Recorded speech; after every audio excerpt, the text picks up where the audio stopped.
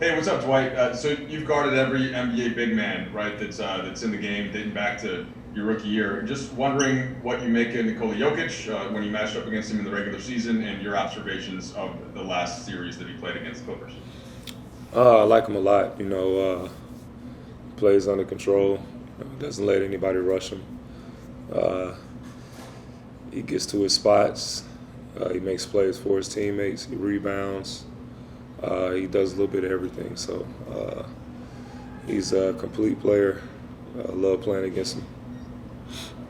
Just what are your observations about where the Lakers are at this point? 8-2 in the postseason. Seems like defense is flying up. Where do you think this team is at? Well, we want to take it one game at a time. We know what our goals are, but we know that we can't look too far ahead. We have to play every game like it's our last, and enjoy this moment.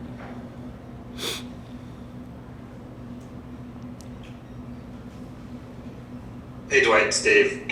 Good to see you. It's been about 3 weeks since the league had its game shut down for a couple days while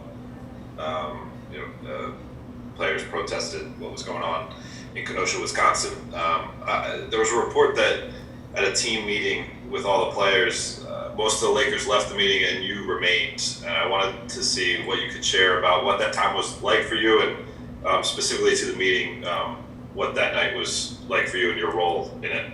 Right now, the only thing that matters is Denver. That situation is behind us, so we're just looking forward to this first game on Friday.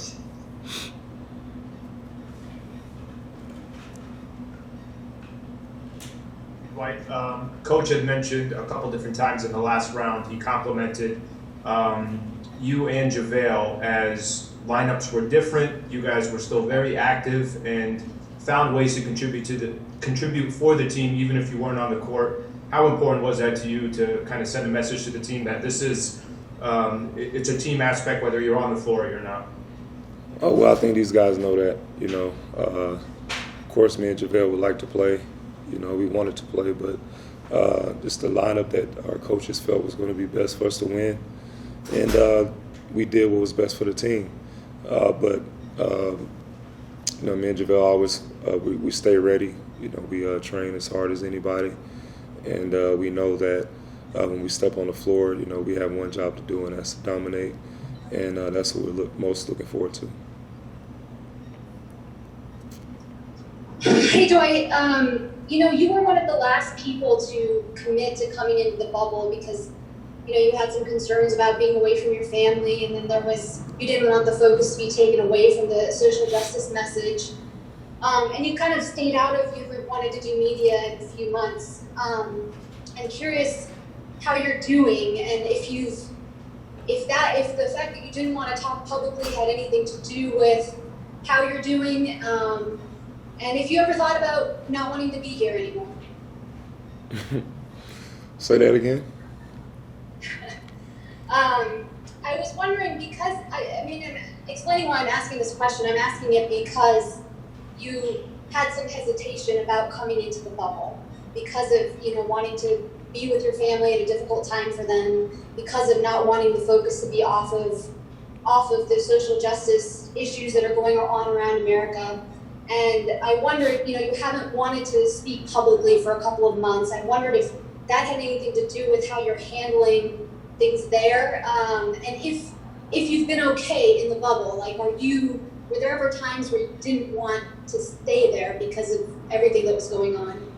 Well, the biggest thing is just observing, everything that's going on around me, everything that's going on around the NBA, our team, and around the world, So I'll speak about, some of the things at a later date. But right now the focus is on us winning this championship and what I can do to help this team win. Obviously coming in, I felt like, doing anything would be a distraction. But, at the present time, I'll save those comments to a later date. Alan? Yeah, Dwight, a lot of your teammates have talked about sort of the need to unplug occasionally and get away from the game and how much harder it is in the bubble. Do you find that need yourself, and what are some of the ways that you're able to kind of mentally get refreshed? There's really nothing to do, to be honest with you. There's nowhere to go. There's no way to release anything, any feelings that you might have. It's just like we're stuck, so just try to find joy in the fact that, I have my son with me. The fact that all we have to do is win 8 games to win the championship, so I just try to stay positive with everything. But it is extremely difficult, being in a location, you can't get out, you can't see family, friends, you're just in a hotel. So that is very difficult, seeing the same walls every day. But, at the end of the day, we got to count everything all joy. Can't allow it to really affect us too much, but it is extremely difficult. Dan? Was that even tougher during the last series when there wasn't the on-court escape? I would imagine still being able to play a game, that's a moment where you could probably let all that stuff go. Was that even harder for you the last 2 weeks? It was. It was extremely hard, but I know that my teammates still needed me no matter if I would play 10 minutes or no minutes, just bringing energy. So I just try to bottle up all the negative energy and try to turn it into something positive when I step in on the court or in the locker room or on the bench cheering for my teammates. It's very difficult, when you're not playing sometimes it's very easy to sulk and be upset and try to find, ways to, blame everybody else. But, I just thought of all the positive things and the fact that, we're still winning. We all have our health and we have opportunity to win the championship. One last question, Jeff? Along those lines, Dwight, when we were able to watch you and JaVale on the bench, you guys seem to be having a lot of fun at the same time. How important was that aspect of it? And it seemed like you're trying to get under the skin of a few Rockets players.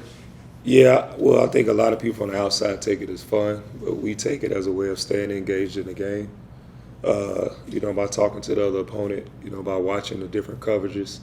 So just in case our names were called, we'll have an opportunity to go out there and know what we have to do. So we just try to keep our energy up, and at the same time, it is fun, but, we're totally locked in. And I don't want people to get us having fun and jumping around as, we're not locked in on helping this team win the championship. But, we also understand that energy is very important. And if our spirits are down, like they always say, one bad apple can, spoil the whole basket, whatever you want to call it. It's the same thing. If we're down in our energy, then it could get contagious. It can go to another player and another player. And, we just got to look at all the positives,